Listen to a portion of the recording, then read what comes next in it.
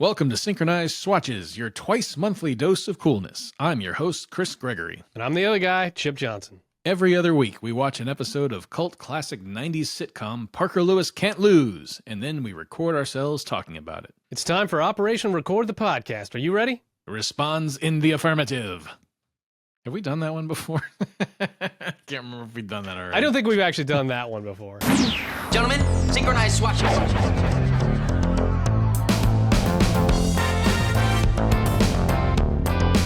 Not a problem.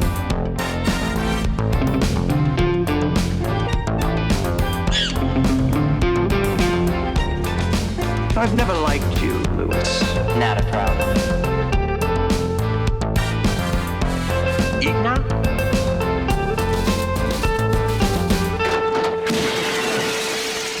Clean out your locker, you're finished. So, yeah, we got a letter, an email letter, an electronic mail letter. Electronic mail letter. So, yeah, we got an email, subject line, greetings from Germany, which seems apropos. Seems like most of the people that are paying attention are from the German-speaking world. Yep. So it goes thusly. Hello, Chris. Hello, Chip. A quick introduction. My name is Paul Coates. I looked that up, or I listened to the Google. I asked Google to tell me how to pronounce Coates with the German last name Coates properly. You still got it wrong, probably. Probably, yeah. I'm sure he'll tell me, and I'll get to that later. Anyway, okay, so my name is Paul Coates, and I too grew up with synchronized swatches, coolness, and not a problem. Although in my case, it was, it was Uhrenvergleich, cooles Sache, and gar kein Problem. I think I almost mispronounced problem. You suck at English too, man. I know, man. What the fuck? Okay. I'll get through this. All right. As I live in Germany, where Parker Lewis sported the, to this day, slightly weird subtitle, Der Coole von der Schule. The series had a great impact on young me, born in 1976, so he's around our age. Yep. Not only did it shape my sense of weird humor, it also defined my style of clothing for longer than I am willing to admit. Fair enough. Anyway, I just wanted to thank you fine gentlemen for the great fun I had listening to your wonderful podcast already. I've stumbled upon it about a week ago by sheer coincidence, got myself the Blu-ray set of Parker Lewis, and started to rewatch the series for the very first time in over 30 years, followed by listening to the corresponding podcast episode to hear your impressions and anecdotes about it. I would recommend everybody do that. Watch the episode, listen to us talk about it. It has really been a blast so far. All the good memories I have about the series have been brought back in a wonderful way, and so far I'm only on episode 8. I have to admit, I'm a bit scared about the prospect of season 3. Us too. As we all are. Yeah, even the people we've talked to from the show. As I remember it to be quite bad compared to the first 2. Anyway, we will get through this together. Yes, we will. Keep up the great work. It's really a joy listening to you too. All the best from the northern parts of Germany, Paul. And then, for some reason, a P.S.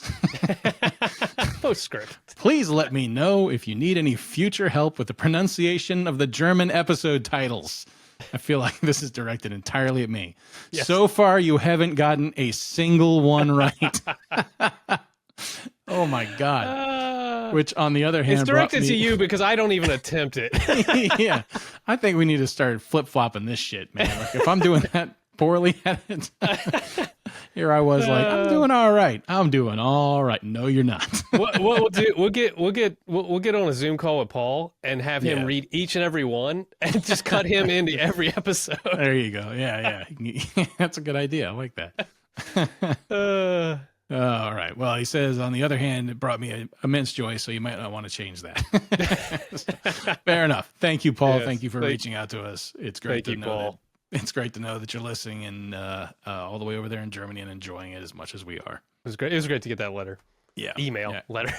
It's nice to get What that. is this, 1990? Yeah. And I think that we would both encourage anybody else who happens to be listening along with us or whatever, drop us an email yourselves. Yes. We'd be happy to read it on air for the 5 other people listening to this.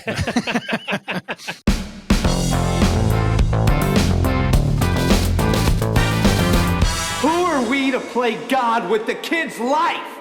Season 1, Episode 16. Episode titled Jerry, Portrait of a Video Junkie. I'm not going to try the German. All right, let me go ahead and dive off this cliff again. The German episode title is Portrait eines Video Junkies, Nice. which translates to Portrait of a Video Junkie.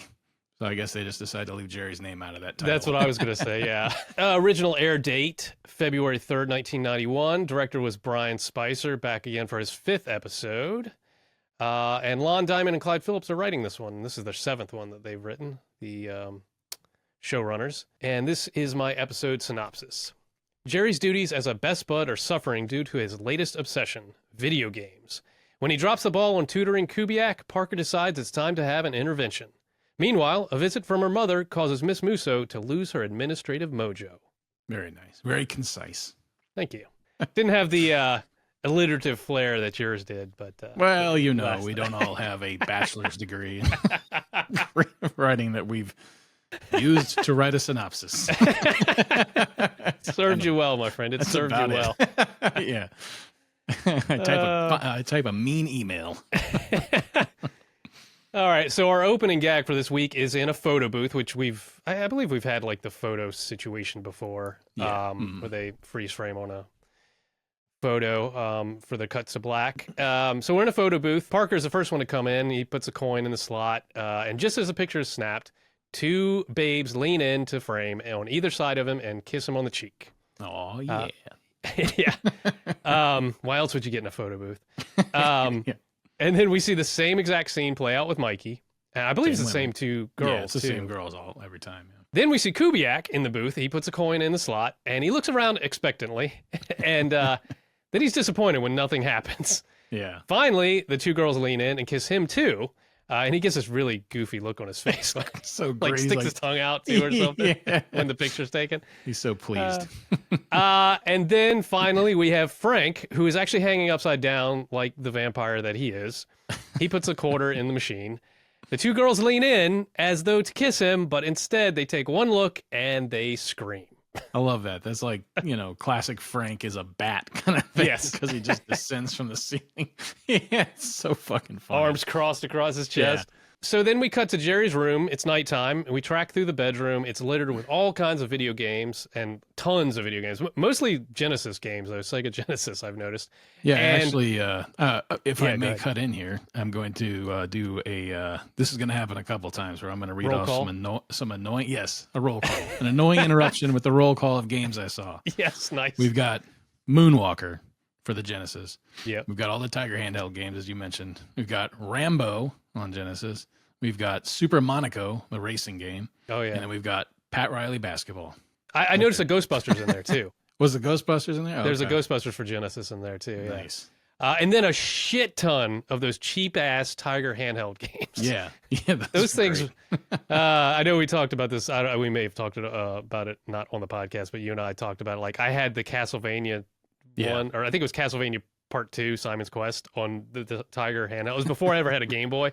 Yeah. And I mean, at the first, it was like, oh, this is great. But then, then when you see the Game Boy, you're like, oh, this is shit. It's like, because, it's like, it's this weird, the graphics on it are like that weird, just arm moves or something, like the whip. Yeah, and it's just like 2 different frames of animation. Not much animation, yeah. There's there's only like 3 frames of animation in the whole fucking game. And it's just so fucking cheesy. And I was sit here talking shit as though we could do the same thing or something. Like, yeah, these fucking games were dumb. Anybody could do that. And like, my parents probably bought that for me, thinking they're like, oh, we're gonna get them a video game, and little did they know how much you would enjoy it. Thanks, Mom and Dad. The interesting, not to belabor the Tiger video game thing, but the thing that was interesting about those is kind of reminds me of Funko Pops now. It's like they had so many brands, like so many different, so much IP basically. You could get a Tiger handheld for pretty much any game, any IP you wanted, that was one of the draws, to pre-Game Boy, I think, Yeah, they licensed everything, man. But anyway, so as we dolly through Jerry's bedroom, we see that he's soaked in sweat and he's having a nightmare. And we hear a creepy voice say, Prepare to meet your doom, Steiner. And we get a glimpse of the dream where we hop into the dream where he's trapped in Altered Beast and he's getting his ass kicked. Yeah, he is, and it's literally his face on there, isn't it? In Yes. the scene, yeah, they've superimposed Jerry's face over the character in Altered Beast. Altered Beast is a really weird game too. Like It is. the character comes like literally rises from his grave at the beginning of the game to go fight. Yeah. And you get power ups and get like super fucking jacked and then turn into like some kind of monster or something. You know? It's a bizarre ass game, and it Yeah, was like very originally strange. the pack-in game for the Genesis That's right. before that's right, Sonic before Sonic came out. Yeah. Yeah, it's a weird one. Yeah. And the controls are kind of clunky too. It's Yeah. a tough game. But anyways, Jerry wakes up, he's drenched in sweat, and he pulls out the Sega Genesis and starts playing Altered Beast. And in VO, Parker tells us, For some kids, it's a big glass of chocolate milk. For others, it's reruns of Lost in Space. But when the pressures of being a teenager get to be too much for Jerry Steiner, he turns to his little bleeping buddy, the computer game. The number of times they referred to video games as computer games on here, just like clanged in my ear, every single time. Mostly, it's a nitpick, I guess, but it's funny to hear. It sounds like old person talk, to refer. Well, to at that time period, it was definitely like interchangeable. Video games and computer games when people were talking, unless you were a kid like us, and I mean, you know what a computer game is, and you know what a video game is. There was a difference back then. There's a difference, Mom and Dad. Yeah. It always rang weird in my ear too every time we said computer game. Yeah. So then we cut to Miss Musso's office where she's answering the phone, and it's her mother. After listening to some Peanuts parents type blabbering, as they always do, Very over intense. the phone, Musso hangs up very distraught, and Frank asks, "What's wrong? Has there been an accident? A death in the family?" And Miss Musso says, "Worse. My mother's coming to visit." And they exit her office, and the door closes behind him, and she stops and jerks her head back towards the door. And we get the first of 2 glass breaks for this episode, actually. And then she nods at it, satisfied, and storms off. So there's already like a little hint there that something's going to be off with her. Yeah. Because like normally it would have smashed on its own, but she had to give it an extra look. Yeah. I like that it was another occasion of her just willing the doors to smash, Yeah. Like in I don't remember which episode it was, but what was strange too to me, like the first time I saw it, for whatever reason, just the way I caught it with my eye, it almost looked like a silhouette. Like the sides break out, but the middle of the glass sits there for a second before it falls out. And for whatever reason in my brain, this connection was made to like, I wonder if they were trying to make that look like the eventual guest star. And then I was like, that's ridiculous. They wouldn't do that. It is kind of ridiculous, dude. It's fucking stupid. But no, I know what you mean though, because it has that silhouette. It had like an outline. The way that the glass broke and the middle stayed for a moment before it fell. It did have a pattern, and just our brains always looking for patterns or shapes and things. I know what you're talking about. 'Cause I remember seeing it too.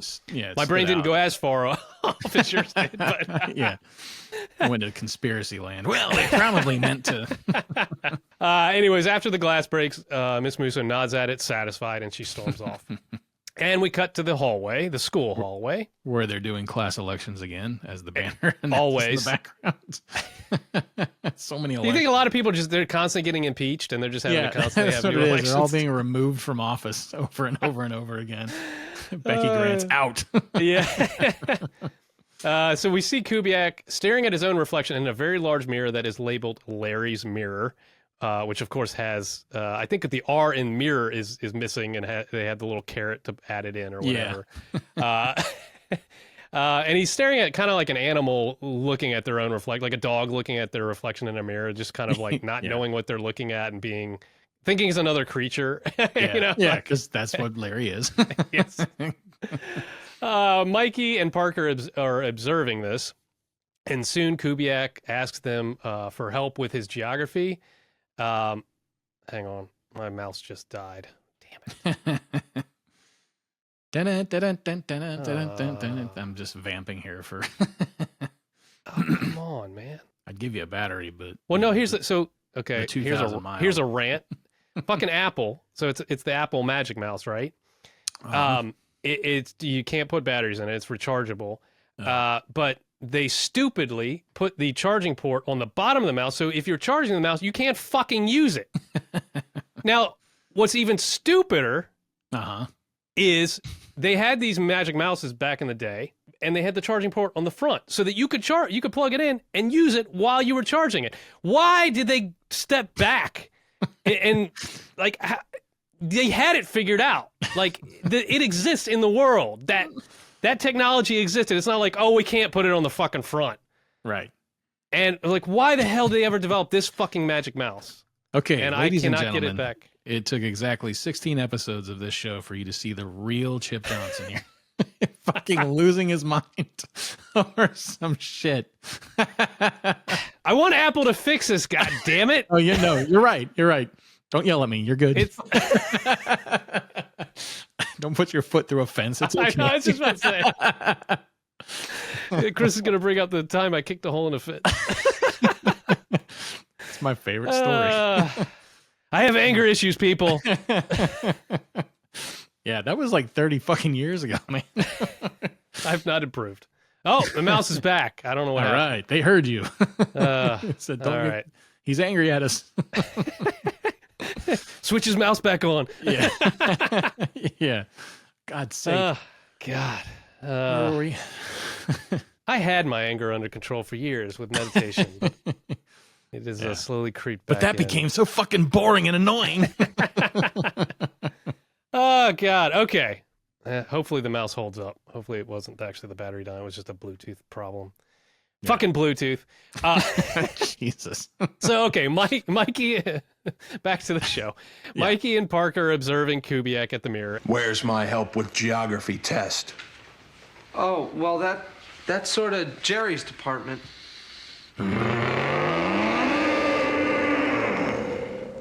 Not a problem. Oh, Jerry. Oh, Jerry! Sorry I'm late, sirs. Jerry finally, I'm not going to say pops into frame because he kind of plops into frame. Yeah. He doesn't pop in with his normal gusto or the normal spring sound effect. He kind of just like slumps in and he's like wobbling and the sound effect is like kind of like a broken spring sound. I don't know exactly what they were using there, but it definitely fit the vibe. And the buds grab him and they go for a walk and talk.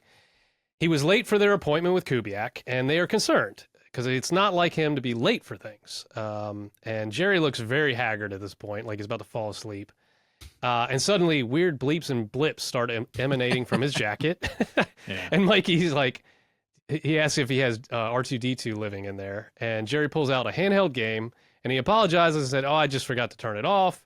Yeah, I was just gonna say it is the R2-D2 sound effects too. Like, totally. It's not like he's just randomly like R2-D2. It's like you can hear they use the whistles R2-D2's beeps. Yeah, exactly. What handheld game was that? I couldn't tell. I have no clue. Okay. I feel like it was another just cheapo one-off something. I don't. It wasn't the Tiger ones because they all kind of look the same. Right. Yeah. It was like this big red thing. I have no idea what that one was. But then a hand comes in and grabs it. And we see that it's Miss Musso and Frank, and they shove the game into an antique tabletop press with the big turn wheel. And Frank starts turning the wheel, and they smash this toy in this giant press. And Miss Musso says, "A warning," and then she storms off.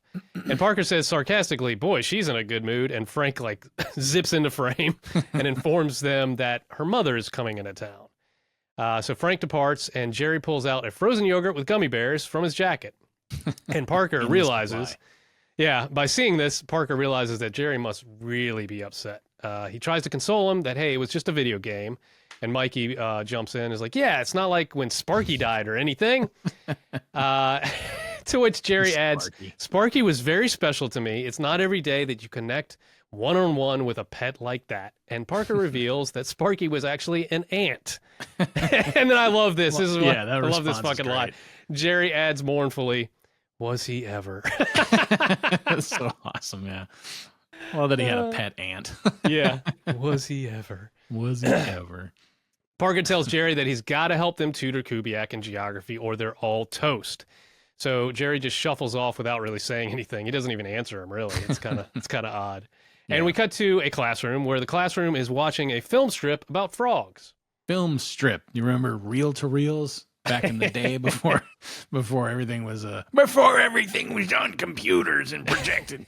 I got like a little flashback seeing the seeing the reel to reel going and Yeah, I know, used to man. bring in the films. Back before everything was ones and zeros, man. Yeah.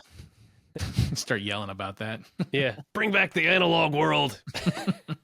I am very much an analog creature, man. Like the whole digital world is just it's too much. I mean, it's I mean, it's I know that like when things started transitioning to become more digital years ago, it was exciting and cool. Downloading music on Napster, totally. shit, like all of that was very cool. But yeah, there's I like the option, but like, yeah, there's just something nice about something tangible, Yeah. I don't want to sound like a fucking 90-year-old man, but the film strip thing is kind of cool to have, like, a reel-to-reel film projecting on the wall, The older I get, and it's probably because the older I'm getting, but like also our generation was that crossover generation. We know the analog world, we know the digital world. We grew up in both because the switchover was like our teenhood and 20s, and so we definitely adapted to it. But like anybody after us, they only know the digital world, and anybody before us only knows so we're that crossover generation. So I think we are conflicted because we love the convenience and the everything that the digital world can bring us, but we also we have that need for the tangible, and you just don't get that with digital stuff. It's just weird to be in this point, this generation, this midway point. It's like we've become obsolete way too quick. You know what I mean? Like, I don't know. Like I feel that way. I feel like our generation became obsolete way quicker than previous generations, and any generations after us will probably have a longer lifespan because it's still all digital. Like, I don't know. Anyways, all right, rant over. Yeah, well, we had a planet that wasn't dying, so fuck y'all. Enjoy your digital shit in the fucking rising seas and all that. So ones and zeros won't help you then, kids. Yeah, exactly. But anyways, back in the classroom, they're watching the film strip about frogs. Jerry pulls out a dictionary that he's carved out to contain a Game Boy, and he proceeds to play. And Shelley looks on as Jerry plays feverishly with a very crazed look on his face. I mean, he looks like a fucking drug addict when he's very focused. So anyways, we're in the hallway now. Parker and Mikey are walking, and they find Jerry, dark circles under his eyes. When Mikey comments on it, Jerry says that they've been carrying out sleep deprivation experiments in bio. Parker and Mikey realize that he's lying, though, because I think the teacher is actually on sabbatical or something. Yeah, something like that. Because Mikey's like, you're boned. And you're lying to us. And they decide that the pressure of his position is getting to him. So they try to figure out a remedy, and Jerry slinks off to play more video games, this time hiding inside his trench coat. Yeah, I like that they Parker and Mikey come around the corner and see him, and he's got the coat pulled over him. So like all you see is like this pair of legs with a trench coat over the top and these lights coming out. And it's funny as shit because Mikey's just like, as I've always suspected, he's an alien. And just the look on Parker's face, I know. He looks back like, what? Yeah. He doesn't say anything. What's but the wrong way with you, Mikey? It's like, are you fucking serious? This idiot. Nah, it's the look on his face is great. It's real quick, but it made me laugh when I saw it. But yeah, so once the buds see this and Mikey realizes that his alien theory is not actually holding water, they realize that he's addicted to computer games. Again. Yeah. And so apparently he's had this problem before, I guess, because they said this again. They mentioned this being a second time. Yeah. So I guess in his past, they've dealt with this. So they decide to take action. Now we're outside the school, and Miss Musso is citing a student for a number of violations. Skull and crossbones underwear over your jeans, calling me by my first name. Did I mention your transcript was accidentally shredded? I believe that would make you a freshman again. Miss Musso, your mother's here. Where? She's in your office. I told her to make herself at home. Great. So then we cut to Miss Musso's office, and Musso and Frank come through the door to find her mother pouring a cup of tea. And her mother is played by the amazing Barbara Billingsley, of course, from Leave It to Beaver.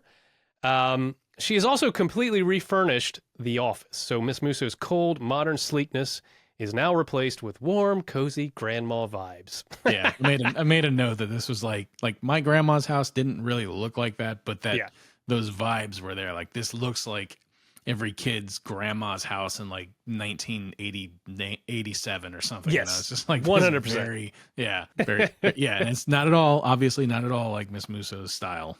Yeah. So then, through a little bit of dialogue back and forth between them, we realize that Miss Musso and her mother could not be any more different. So then we cut to a bathroom where Jerry is sneaking in. He's there to meet his man to get his fix.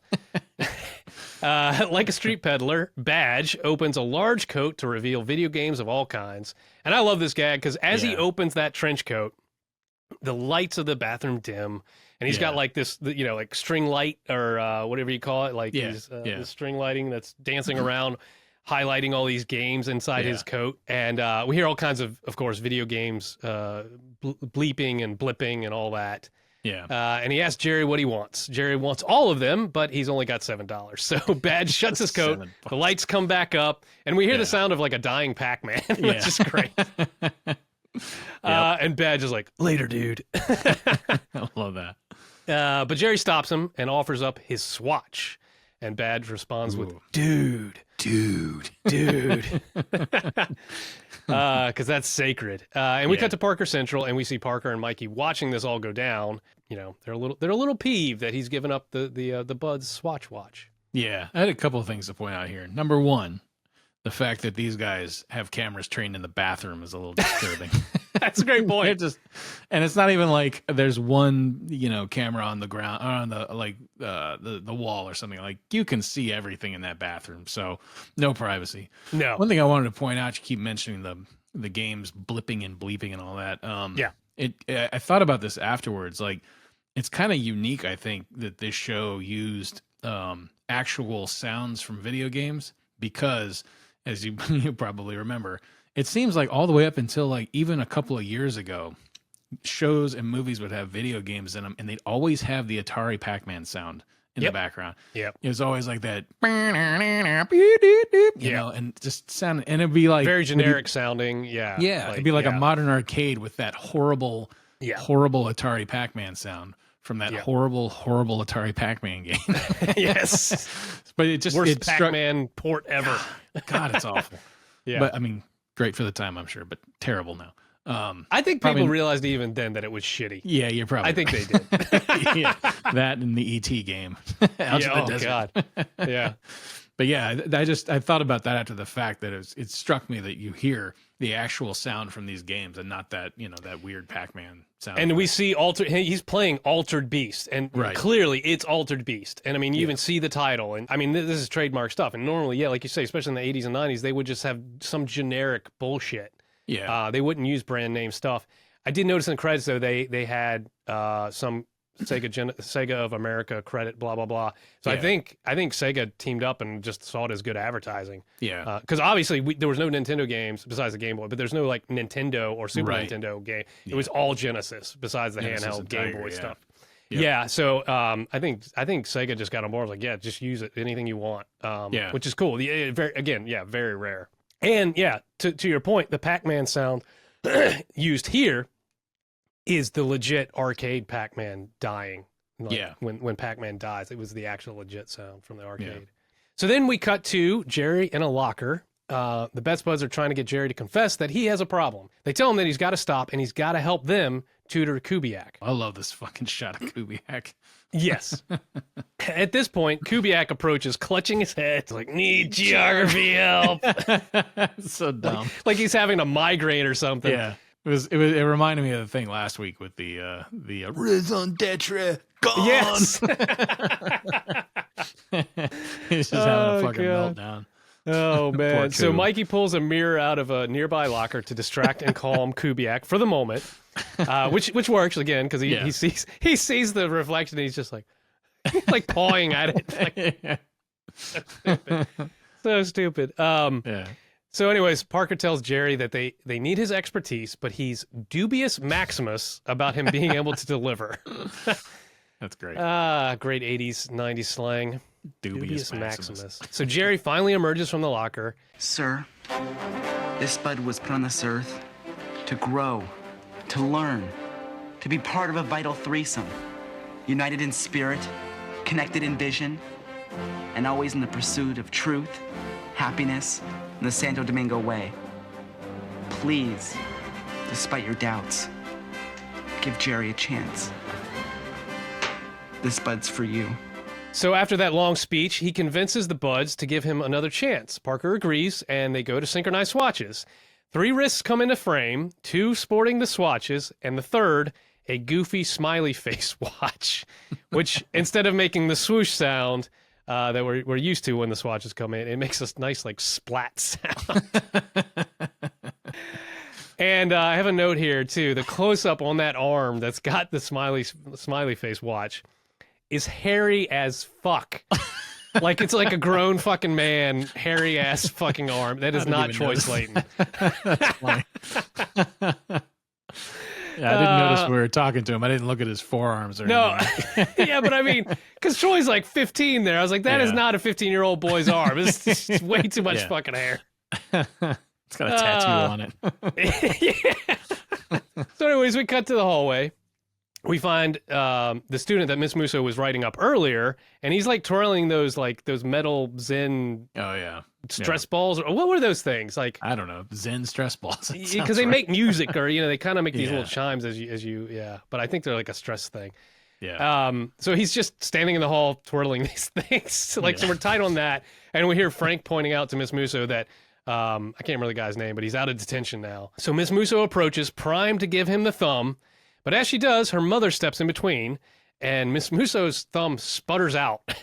Yeah. With it sounds like the Roadrunner sound effect when it's. I made that note too. Yeah, it's definitely the Roadrunner sticking its tongue out sound effect. Yes. So her mother asks what's wrong, and Grace tells her that she feels she's lost her edge ever since she has arrived. And her mother doesn't quite understand, and Miss Musso tells her never mind, and she storms off angry. And as Barbara Billingsley exits, she crosses in front of Parker and Mikey, and Mikey makes a comment to Parker about her looking familiar. So we have a nice little meta moment there. Yeah. Though Parker doesn't recognize her, it's just Mikey. Mikey's like, man, she looks familiar. I don't know why. Yeah. Parker's oblivious. Yeah. So we cut to Jerry's bedroom, and he's back on the Altered Beast. He's just obsessed with Altered Beast. That's all he's playing is Altered Beast. He's got to beat it. He can't move on to the next game until he beats it, man. That's just how it is. Yeah. It's got his face in it, for God's sake. Yeah, exactly. Apparently, he plays this all night and oversleeps the next morning because he awakens to find that he is very late. And he rockets over to the school. So we get a nice shot of, nice wide shot of the schoolyard. And he's just like streaking across it with the rocket sound effect, as he is wont to do.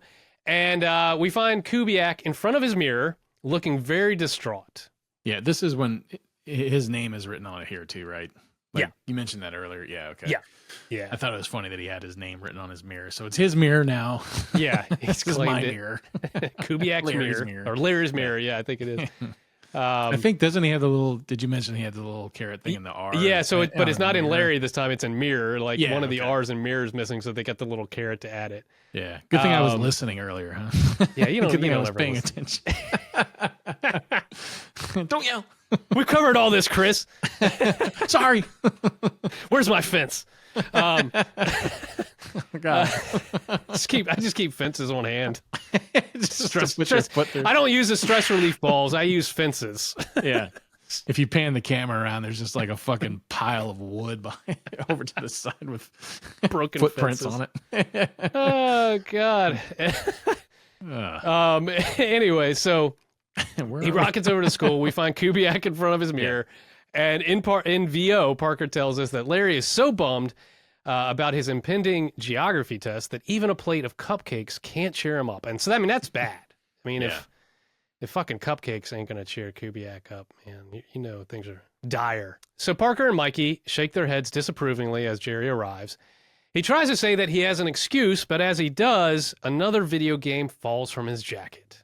I don't remember if this is the exact moment or not, but I noticed that at one point, I think it might have been this was a Tiger handheld, wasn't it? Yeah. I think it was Ninja Gaiden. Oh wow, good catch. Yeah. Gaiden, yeah. That game used to drive me fucking crazy because of the respawn. It's a tough one. Holy shit. The fucking respawn on that was unfair. And it was always that fucking dog that would bounce you off of off the fuck into the pit. Every single time you'd kill it and you'd have to bounce back and then you'd come back and that fucking thing was back again. Man, that used to drive me crazy. Or worse, like I think it happens especially with the dogs, and like another creature, like even you didn't have a cliff to deal with, you could, if you got hit at the wrong spot, man, you would just bounce, you would just be bounced back and forth between these two fucking enemies until you're fucking dead. Because you just you couldn't break from that fucking rhythm. Like they would just knock you back and forth. It's just like until you were fucking dead. And then I threw my controller across the fucking room or broke it in half just out of fucking fury. Because there were no fences nearby for me to take. It's like, God, just fucking dog. God, I hate that. Camera pans off Chris, and there's a shit ton of Nintendo controllers just piled up. Don't look over here. Oh, man. Childhood. Got a lot of frustrations between us. Yeah, exactly. But yeah, Ninja Game was one of my favorites, but very frustrating game. Yeah. I still think to this day I haven't beat it. I've gotten very near the end, but the final boss is like you fight him 3 different times at 3 different like entities. Yeah, it's fucking nightmare. I actually played it the other day. God. Just a glutton for punishment, I guess. So anyways, so this Tiger handheld game falls out of Jerry's jacket when he tries to make an excuse, and Parker says, "We don't want to hear it. We know what you've been up to." And then he proceeds to shake Jerry's jacket, and a ton of video games, most of them Tiger ones, but also some Genesis games, just come pouring out of the jacket, and eventually they form this heaping pile that Jerry's standing in. A tear rolls down Jerry's cheek as he finally admits, "Sir, I've got a little problem." And we cut to a wide shot to see the massive pile of video games surrounding him, and we dissolve to commercial. Yeah, I made a note there because I was wondering, like, I can understand carrying around the Tiger handheld, but I was thinking, why is he carrying around so many Genesis cartridges? You know, like, is he showing them off or stealing them, or what's he doing? I don't know, because his Genesis is at home. You can't play those things. Back from commercial, we cut to the classroom where we find Jerry siphoning the cream out of a Twinkie via a straw. And as he does that, he spots a classmate playing a handheld game called Drac Attack. Yeah, I've never heard of Drac Attack. I think that is a generic one. I think they made that one up because I didn't look it up, but I'm like, I'd never heard of that. I think that is a generic one they made up. But again, if they're using all these real names, why not use another real one? But whatever. His classmate there is played by Aaron Eisenberg, who is an actor that I remember seeing. Well, I don't know what he's best known for. I know him from Star Trek Deep Space Nine. He played Nog on Star Trek Deep Space Nine for the entire run of it. He actually passed away a couple of years ago, which is kind of sad because he was, you know, I think he was a little older than us, I think. So he wasn't like an old guy. That's not old, yeah. Wow. He looks familiar. I know I've seen him in bit parts of tons of stuff. He's just got that face. Yeah. So anyways, Jerry asks the guy if he could try it. The guy refuses because he says word's gotten around about his problem. So nobody's supposed to give him any video games. Yeah. Jerry is so off the rails that he starts wrestling this guy to the ground. Yeah, it's funny too because like it's not even so much that he wrestles the guy; he just sort of like reaches and pulls the guy on top of him. Like, yes, you watch that's that true. Show, he sort of like falls out of his desk and grabs the guy as he's falling onto his back, and and the classmate just falls on top, and they start wrestling around. Yeah, and the classmate gets the better hand; it gets the upper hand very quickly. Yeah, I have to say, because Jerry just pulled him right on top of him. Like that is not a very effective strategy there, Jerry. Jerry just does not know how to fight. But at this point, while he's wrestling on the ground or being held down by this other guy, Parker and Mikey show up, and they decide to send Jerry to a video game recovery group. And we cut to Video Games Anonymous, where we get a little montage of video game addicts. I like the lights, the sounds, the power. I think it's better than sex. Of course, I can only guess. I started taking quarters from my kids. And then Jerry intros himself. His problem started with board games. I think Candyland was his entry point, his gateway drug. This spiraled out of control once he discovered Pac-Man. When Jerry's asked if he's ready to go cold turkey, he bolts from his chair and out of the scene. Back in Parker Central, Parker and Mikey decide it's time for Operation Withdrawal. Because, of course, they were watching the Video Game Anonymous. They had a camera in there watching the whole meeting. And they realize that Jerry's needs some more severe help than just a support group. Yeah. So time for Operation Withdrawal. And we cut to the school hallway. And we find out that it's the weekend, and Parker and Mikey have set up I call it a Clockwork Orange style brainwashing station. Yep, pretty much. It's Jerry's bed and a projector. So they tuck Jerry in a bed and they force him to watch various images on a screen. And they also have rigged up a pleasure pain system, a la the pilot episode that they used for Mikey. Yeah. To like what was it? They're trying to get him to do the right answers on a test or some shit. Yeah, trying to help him cheat on a test. So they had a buzzer and they same type of setup, but in a bed now. Yeah, now it's discreet and it's in Jerry's bed, so we don't know what how he's catching the pain or how he's catching the pleasure. But exactly, we have no idea what's going on under the sheets. I thought it was funny that Jerry must just have like a school bed because this is like the same one from the. With the constellation. Where he's up on the top of the school or whatever. Yeah. School bed. I like that. It's just his bed for school. He's got it tucked away somewhere in Parker Central. Just pull it out when he needs it. Oh God. So anyways, they go through this whole system of showing him like him on a bike, and they give him a pleasure signal, and then they have a picture of him feverishly playing a video game. They give him a pain signal, and it goes through this whole succession of different things to try to brainwash him or break him of this video game thing. And we actually, at some point, we cut into Jerry's nightmare, and he's feverishly dreaming of Altered Beast again. Fucking Altered Beast again, man. Come on, Jerry. With his head on the main character. Getting slapped around again.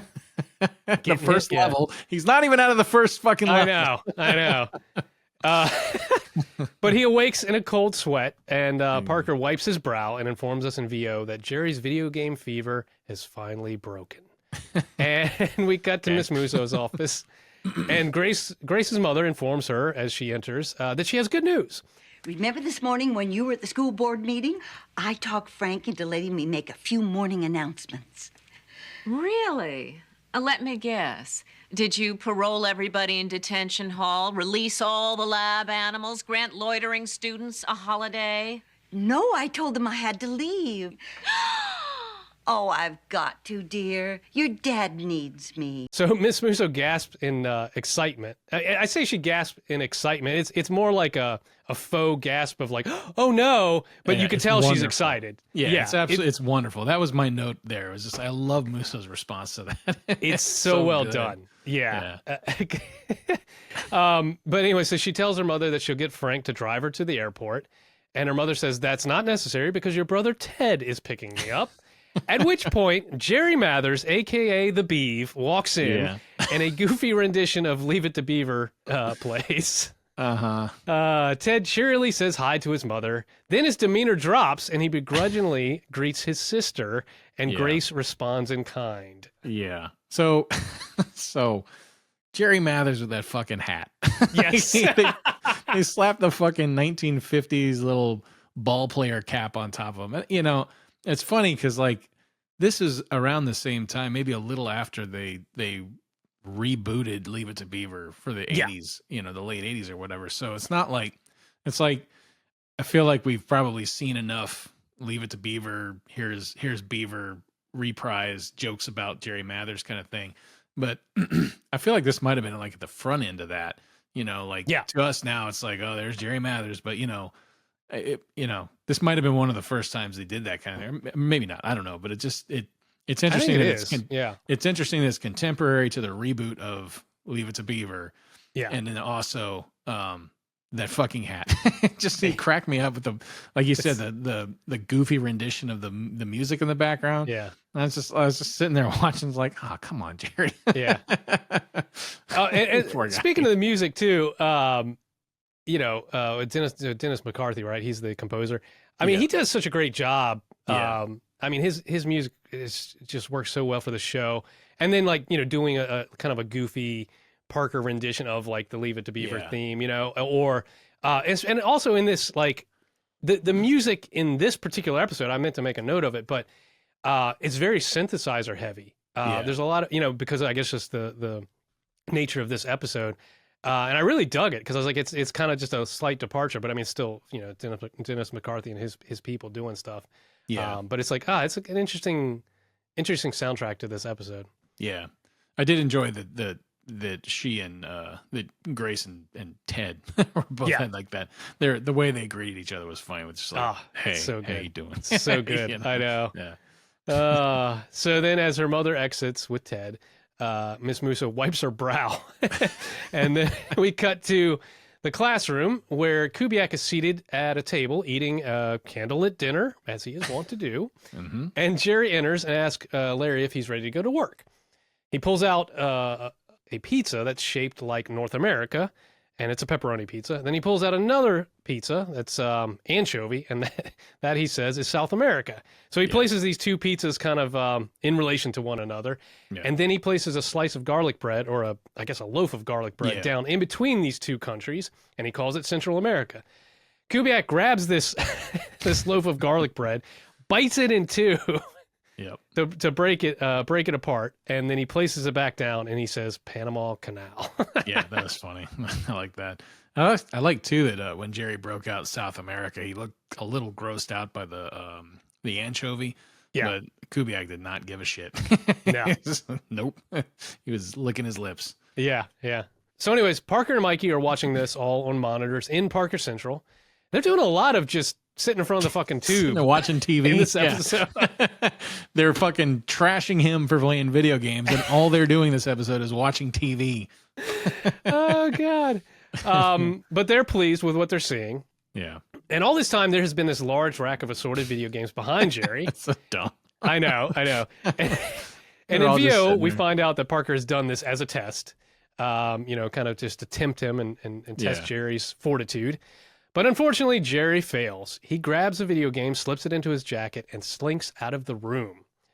So we cut to the quad, and Parker is driving a giant steamroller towards a fucking steamroller towards a pile of video games. It turns into a cartoon for real, right there. It does. Stop, sir! Wait. Don't try and stop us, Jerry. I don't want to stop you. I want to do it. At which point, he throws his latest game on the giant pile, and he pulls a hard hat from his jacket. And he tells Parker that he'll take it from here. But before jumping down from the machine, Parker asks, "You know how to work this thing, right?" To which Jerry responds with the best look ever. It's like this look of, "Are you fucking kidding me, sir?" He's so indignant. It's the best look. And Parker realizes, like, oh, that was a dumb question. And he jumps down. So Jerry steamrolls the giant pile of video games, which now, like collecting retro video games and stuff as I do now, years later, it kind of hurts to watch this happen because I'm like, oh man, they're just like destroying a lot of fucking video games. Though I will say, I feel like, they did definitely use some movie magic, and most of the stuff that actually really got crushed was the fucking Tiger games. So they probably blew the biggest, the other stuff is just cartridges, but and I noticed like in the course of pausing it to look at the covers, I mean, there's a lot of repetition. Like that pile has a whole bunch of fucking Altered Beast in it or whatever, Pat Riley basketball. But I also noticed my second list.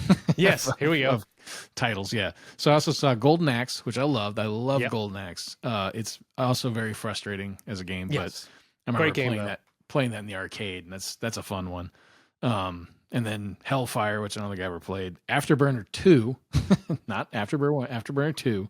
And then Tommy Lasorda Baseball.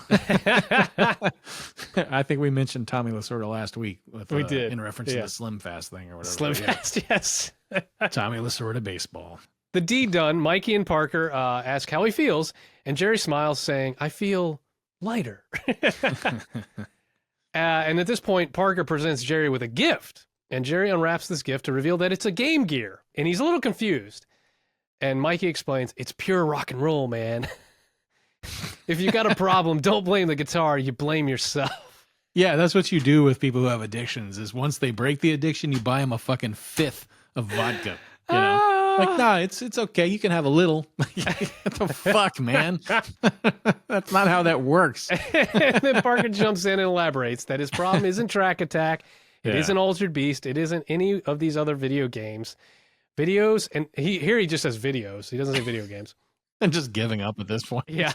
Videos are a part of everyone's life, and they have benefits too. They're educational, they improve hand-eye coordination, and they're fun. I do remember that being like the big thing you would tell. Yeah. Like that was your closing argument to try to get your parents to buy you a game system. It was like, it improves hand-eye coordination. and it's educational. It's educational. I'll get Jeopardy. Yeah. Oh man. So then the buds start to walk off, and Parker begins his closing VO. But it's actually interrupted by Miss Musso and Frank. So it's great that they fucking interrupt his VO. Yeah. Miss Musso is, of course, furious about this steamroller on the quad. And rightly so. And Parker tries to explain, but Miss Musso just yells, "Silence!" I love when she does attempts to give him the thumb. And after 2 attempts, it actually works, and we get the patented swoosh. And Miss Musso looks at her thumb very pleased, and Frank looks on in awe. Miss Musso, you're back to your old... welcome back. So then Miss Musso whips her head to the side, and the camera goes careening through the hallways of the school, twisting around corners, blowing papers and trash in its wake, until we finally land at Miss Musso's office door, and the glass shatters. She's got her mojo back. Yeah, I think that's the classic one that we have both, like, was imprinted in our brains from this show. Yeah, that's the one. Totally. That's the one meta one that I remember the most, is the following it down the hallway and then, yep. So 100%. It's nice to see. I didn't realize it was, halfway through the first season, but that's cool. Yeah. Back at the quad, Parker finally finishes his VO. Now, where was I? Oh, I guess it's not the games you play that are harmful, so much as the way you approach them. Jerry approached them like a maniac, but fortunately our friendship helped save him. Still, I'm taking precautions. I don't like the way he's been eyeing my fax machine lately. So then we have our end gag. We're back in the photo booth, and this time it's Shelly. She smiles and puts a quarter in the machine, and after a beat, she gets smashed in the face with a ton of cream pies, a la the Three Stooges. Good old Shelly got to sit and watch somebody else play a video game and look intent, and then get blasted in the face with a bunch of cream pies.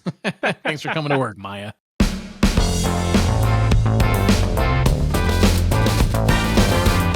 What have you got to say for yourselves? It is, it's kind of fucked up. They just hand him instantly, like, okay, you've broken your addiction. We're going to hand you the source of your addiction. But I did like they weren't just completely demonizing video games. Yeah. Because that was happening at the time too.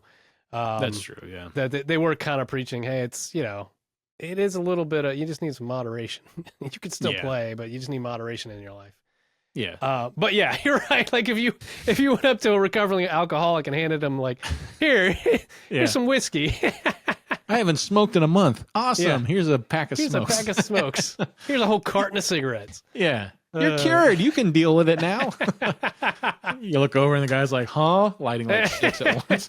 What did you say?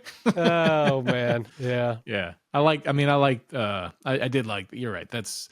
It's interesting that they decided to like add that in towards the end. So it wasn't all just taking a giant dump on video games. Cause it's really, it's an addiction episode kind of, in a lighthearted way. And, because it's just video games, but. Exactly. I think it's a little lighter because it's not like drug addiction or can you imagine if they did that? There's like in a very special episode, Jerry is addicted to fucking heroin or something.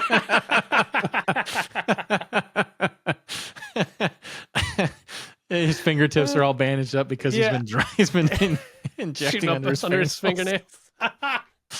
Oh God! Maybe that's what it originally was supposed to be. And they're like, whoa, we gotta calm this down. Jerry, portrait of a heroin junkie. This isn't funny at all. Larry's infatuated with the mirror because he's snorting coke. Punch it up. Yeah, this was just a major rewrite. From the original script. This is a hilarious episode. I just loved it. It's just goofy. I love the badge scene. Him, the fucking peddler. And I think even like when he's like, "Hurry up, dude! I've got an elementary school to go to." That's funny. Yeah, badge is great. Yeah, and the fact that it was just interesting to see them again. It was just surprising to see them use brand name stuff. And I think this just because they got Sega on board. I did see Sega of America in the credits. So yeah, this one's just, it's all about hitting those nostalgia buttons in your brain. You know, like the whole thing just, just seeing all the Tiger games and all the Genesis games and stuff like that. It's fun and exciting to see that kind of thing because, you know, it just makes the episode kind of fun to watch. And then it's just silly. You know, the whole thing's just goofy as hell. And, you know, Jerry's head on the fucking Altered Beast character. Yeah, it's so silly. And then just Get to his ass punctuate. kicked. Yeah, repeatedly. But then, like, to punctuate the episode with Parker on a fucking steamroller in the quad, like, it's just, you know, that the show is a cartoon, and that's just evidence of it right there, you know? Yeah. And Yeah, I just like Musso with her. A steamroller? Yeah, it was a fun episode. I really enjoyed that one. On the next Synchronize Swatches. IMDb summary / synopsis.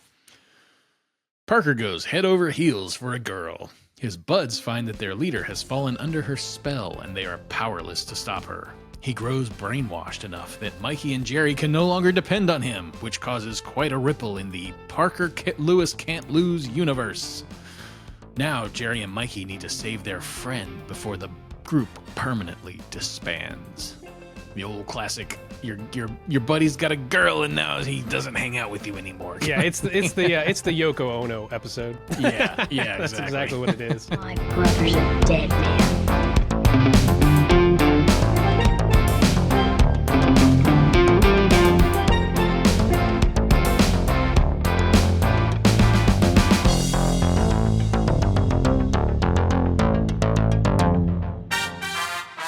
My friend Jerry said you guys were going to do something really neat today.